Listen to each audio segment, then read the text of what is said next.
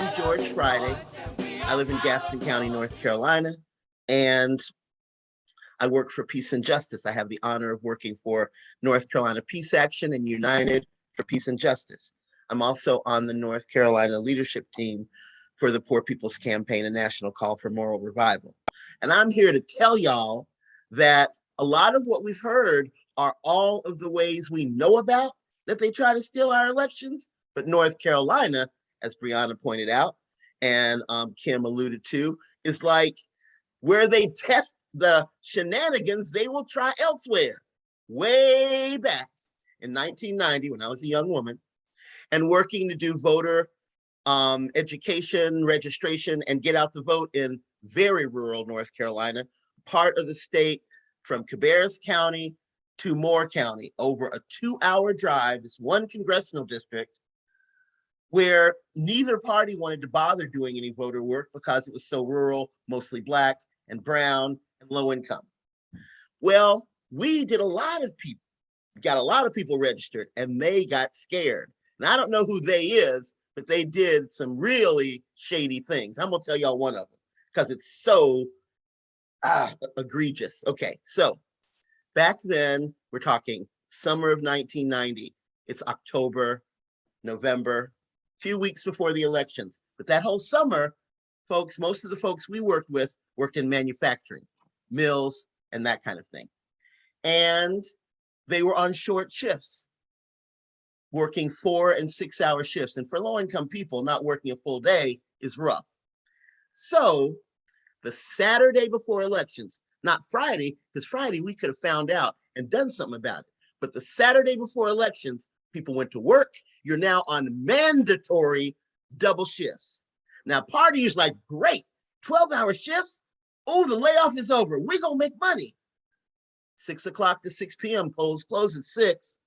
Now, in these counties, these were not plants or manufacturing places owned by one company. These were several different companies at the same time that Saturday saying, you work 12-hour shifts, mandatory.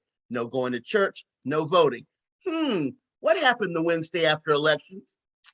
Oh, what do you say they went back to 4 to 6 hour shifts? Yes.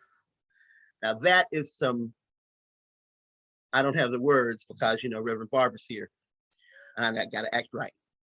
But that fuels what we see now.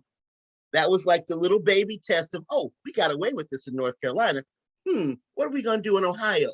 Let's do some stuff in Kentucky. Let's mess with people in West Virginia. Let's nationally suppress the vote or eliminate the opportunity to expand democracy to people. No, we ain't having it.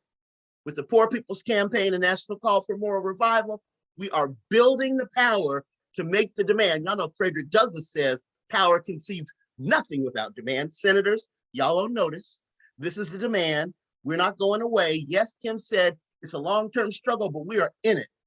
We will do the work, build the power, and you, senators, have a chance to get on the right side of history here, or we will continue to come after you and make sure there's accountability for not doing your job and not doing right by your people.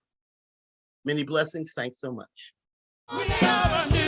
We welcome you to the launch of the Mass Poor People's Low-Wage Assembly and Moral March on Washington, D.C., June 18, 2022. And we need to do it with the biggest actions possible. Because we know the only scarcity is the moral will to do what's right. Veterans across this nation say enough is enough. My voice is just as valuable as anyone else's. We need the third Reconstruction. We have an immoral system run by immoral people. But together we fight. And we become an agent of change. We're rising up to demonstrate the compelling power that we, poor and low-income people, have to reconstruct society from the bottom up. It's time for a change! We are people of resilience.